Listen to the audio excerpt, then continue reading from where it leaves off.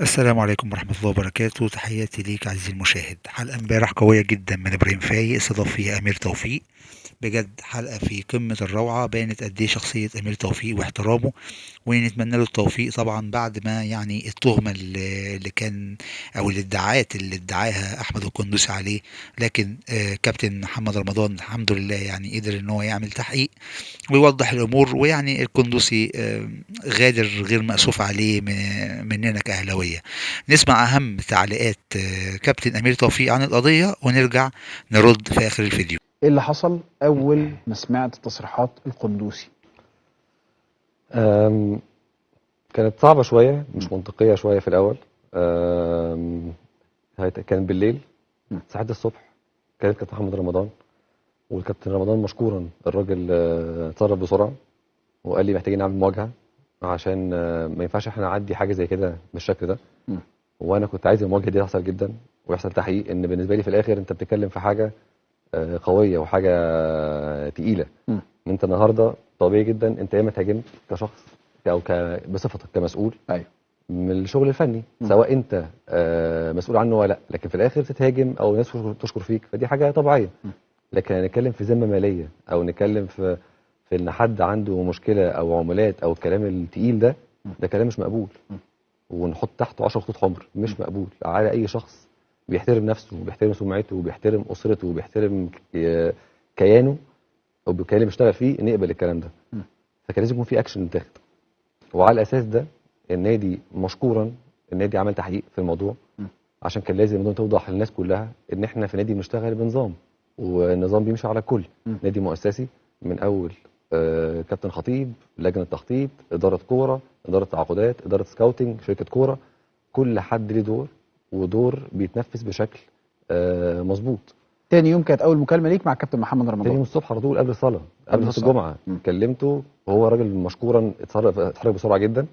وبعدها طلع القرار بتاع التحقيق تحقيق. واتقال في الميديا عشان امور تبقى فيها شفافيه. طيب، كلمت مع كابتن خطيب؟ لا كلمتش مع كابتن لا خطيب، كان كلامك مباشره مع كابتن محمد بالظبط، رمضان. لان كابتن خطيب في الاخر، الكابتن خطيب ده يعتبر ابويا يعني. أيوة. الموضوع مش الكابتن خطيب مش لسه هيقيم النهارده ان امير توفيق هو في الحته دي بنقيمه ازاي. بنتكلم بقالنا 6 سنين بنشتغل مع بعض في كل حاجه. فانا مش محتاج اقول له، انا محتاج بس ان في قرار واضح الناس تفهم ان الكلام ده في حاجات مش مظبوطه. قلت لي ان الكابتن محمد رمضان قال لازم يحصل مواجهه، بس اللي عرفناه ان انت وقندوسي ووكيل قندوسي ما قعدتوش مع بعض، كل واحد فيكم قعد في جلسه منفرده. الكابتن رمضان كان عنده وجهه نظر وهو قالها في التلفزيون امبارح، يعني انا عايز اسمعك انت. هو كان قالها ان كان في مواجهه تحصل، وانا كنت عايز دي جدا. انت اللي كنت عايز؟ جدا ماشي جدا. لكن المسؤول القانوني بتاع النادي، المحامي بتاع النادي، هو قرر ان لا، مش يعني مش ده مش صح يحصل يعني. كل حد يتكلم لوحده ويبقى الموضوع متاخد بشكل اللي هو بيقول اللي عنده، بعد كده انا بقول اللي عندي، والحمد لله في الاخر ربنا ظهر حق يعني. هواجهك بكل الكلام اللي طلع سواء في السوشيال ميديا او حتى كمان طلع عندي هنا في البرنامج. خليني ابتدي بتصريحات نصر يحيى وكيل قندوسي نفسه، واللي قال معايا انا محتاج اعرف رد من جعفر النيساني اللي هو وكيل قندوسي السابق اللي كان في صفقة دخوله. هو ليه احمد يحيى، وهطلع لك الخطاب دلوقتي، هو ليه بيطالب احمد يحيى ويحيى علي بالفلوس طالما ان هو بيشتغل لوحده، ما بيشتغلش وما فيش اجبر عليه اي حد. هاتوا لنا الخطاب يا شباب من فضلكم عشان يبقى كل حاجه قدام المشاهد. كان ردك ايه اهو قدامك على انا بشكل عام عامه السوشيال ميديا بتفاصيلها بالتويت، انا عندي اكونت كبيره عندي كشخص يعني، بس متابعه السوشيال ميديا عندي دي مش سوشيال ميديا، ده الراجل طلع معاه على الهواء قال كده. لا انا بقول لك عامه بشكل عام انا بطبعي بعمل ايه. الاخر 3 ايام انا متابع كل حاجه حصلت على السوشيال ميديا، كل حاجه كل حاجه. ماشي. وقبل ما نتكلم على الموضوع ده او نتكلم فيه بعدين حتى مش مشكله، خليني امشي خطوه خطوه بالسيكونس بتاعنا اهو. ده الكلام اللي فيه كان الشكوى اللي مقدمها جعفر، وحاطط اسم احمد يحيى ويحيى علي، وقال انه الراجل اللي هو وكيل قندوسي قال اهو بصوا على الورق هتعرفوا انه الاثنين دولت اسمهم اتحط علشان يبقوا شغالين مع النادي الاهلي او شغالين مع امير توفيق. ردك اسمه جعفر تحت شايفه؟ ايوه جعفر النيساني. جعفر موجود اهو. ايوه طيب ما هو دي الجزئيه بتاعت ان هو بيشتكي القندوسي وبيقول له انا عايز فلوس والايجنسيز ديت معايا، او الايجنسي دي معايا اللي هي فيها احمد يحيى ويحيى علي. طيب دي مشكله حاصله بين وكيل ولاعب ووكيل حالي، صح كده؟ مظبوط. احنا طرف، النادي الاهلي طرف في القصه. ما هو بيلمح انه الاثنين اللي موجودين دولت انت زقتهم علشان هم اللي يخشوا النادي. جميل. أيوة. حلو قوي. النهارده نرجع القصه من الاول خالص. تمام. الوكلاء القندوسي اللي هم الموجودين عامه من قبل 22 هم مين؟ جعفر وعلي النساني. ايوه ده مظبوط. جعفر وعلي النساني هم اخوات، هم الاثنين. جعفر النساني وعلي النساني. ماشي. هم الاثنين شغالين القندوسي سواء في مصر او اوروبا او الخليج. ماشي. تمام. شهر 11 22 احمد القندوسي مضى عقد تفويض او مانديت مع علي النساني واحمد يحيى.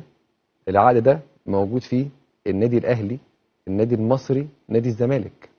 فعلا هجيبه لك. شهر 11 22 مضى الكلام ده. في التوقيت ده الاهلي اصلا انا ده موجود معاك، هيطلع على الشاشه صح كده؟ يلا بينا عشان بس يبقى كل المستندات طالعه قدام المشاهد.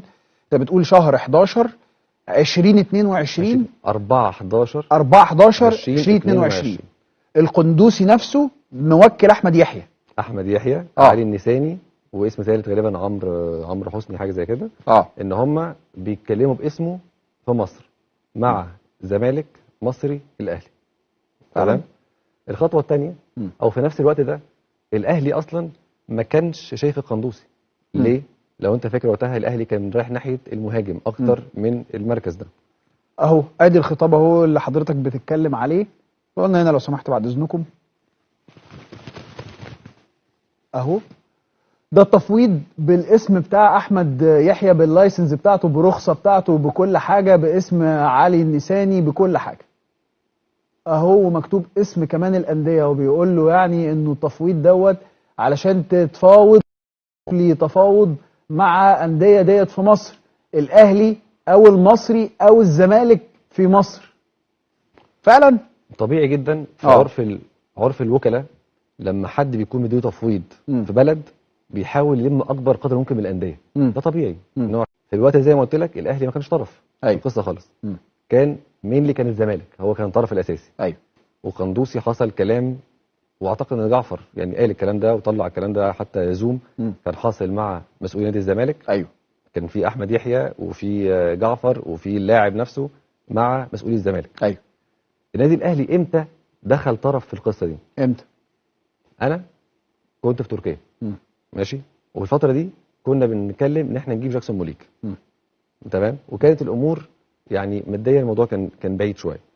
جالي تكليف، كان المهندس عبد القيعي تواصل مع كابتن الخطيب ان احنا تكليف ان احنا لا هنغير وجهه بتاعتنا، الوجهه هتتغير من تركيا للجزائر. ماشي. ده كان بتاريخ امتى؟ من موليكا لقندوسي. ده كان بتاريخ امتى؟ 24/1/23. ماشي. تمام. كنت في تركيا، جالي تليفون ارجع مصر حالا دلوقتي تاخد فيزة الجزائر، نطلع الجزائر على طول. وحصل تواصل مباشر بين الكابتن الخطيب وبين رئيس نادي فاق سطيف استاذ عبد الحكيم سرار. والراجل مشكورا قال الكلام ده امبارح مع كابتن شوبير. وقال ان كابتن الخطيب الموضوع قالوا معايا من زمان وانا في قلنا قالوا معايا من وقتها يعني. بالظبط. وقال الموضوع مش ازاي بالظبط في كل خطوات التفاوض. في التوقيت ده كان رحت الجزائر يوم 26/1، رجعت 24 من فجر 24 من تركيا، خدت فيزا 25، 26 كنت في الجزائر. رحت قعدت هناك، عرفت القصه ايه اللي حصل بالظبط. كان وقتها خلاص كان الزمالك كان بيحاول ان هو يقفل الموضوع خالص. كابتن الخطيب لما اتدخل مع نادي وفاق سطيف، الراجل احترم الكابتن جدا واختلف الموضوع، قلب الدفه من نادي الزمالك لنادي الاهلي. تمام. كان اول مره اتعرف على قندوسي كان يوم 26/1 لما وصلت الجزائر. عرفت وقتها ان الوكلاء اللي بيتكلموا معايا 2 سوريين معهم احمد يحيى ماضي معاهم، وهم اللي بيتكلموا مع نادي الزمالك اصلا. فطبيعي جدا انا نفس الوكلاء دول اتكلمنا معاهم ان هم يخشوا النادي الاهلي. ماشي.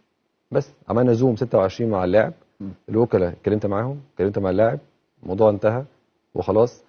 اول تواصل مباشر بيني وبين القندوسي، ودي حاجه كانت مثبته في التحقيقات، وبص الحمد لله من عند ربنا يعني، فويس نوت بعتها له بتاريخ 28/1 بعد لما وقعت العقد مع اداره وفاق سطيف. فويس نوت ببعت له بقول له قندوسي انا امير توفيق، اخبارك ايه؟ انا خدت رقمك من الاستاذ عبد الحكيم سرار، انا جاي لك عشان نوقع في معسكر منتخب الجزائر. يعني لما عملت الزوم قبل كده ما عملتوش، عملته انت لما تعمل زوم بتعمل ايه؟ انت بتاخد حد يبعت لك لينك على الواتساب تخش على اللينك. ايوه. فمش شرط يكون عندك رقم تليفون الناس كلها اللي في الزوم. ماشي. فاخدت رقم تليفونه من استاذ حكيم سرار بعد ما وقعنا العقد مع وفاق سطيف. ورحت قابلته منتخب الجزائر ووقعنا العقد. ده اصلا دي طريقه التعاقد مع قندوسي نفسه. بالظبط. ماشي. زي ما سمعت عزيزي المشاهد، ده كان كلام أمير توفيق بشكل واضح، وحتى كان كل المتابع للشأن الكروي في الوقت ده كان عارف الأحداث اللي حصلت ساعة القندوسي نفسه، إن رئيس وفاق سطيف هو اللي كان متضايق من طريقة التفاوض. ويعني الأهلي كان بالنسبة له كانت مكالمة مع رئيس النادي الأهلي كابتن محمود الخطيب، وسافر زي ما شرح كده أمير توفيق على الجزائر لتخليص اللاعب لصالح النادي الأهلي.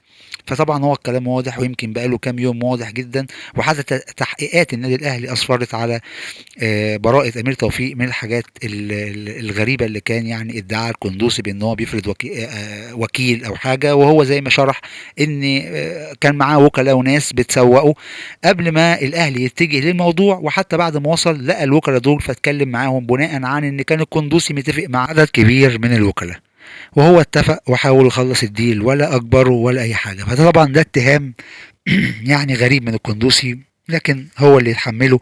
ويمكن امير توفيق قال ان اي حد اساء ليا في الحته الماليه دي يعني هيقضيه وهيبقى بينه وبينه القضاء. لكن في نقطة أنا عايز أعقب عليها، وطبعا عشان ما أطولش عليك والفيديو طبعا هيبقى طويل، تقدر إنك أنت عزيزي المشاهد إن أنت تشوف الحلقة كاملة نازلة على قناة إبراهيم فايق على اليوتيوب بشكل واضح، وتقدر إنك تسمع الحديث كله.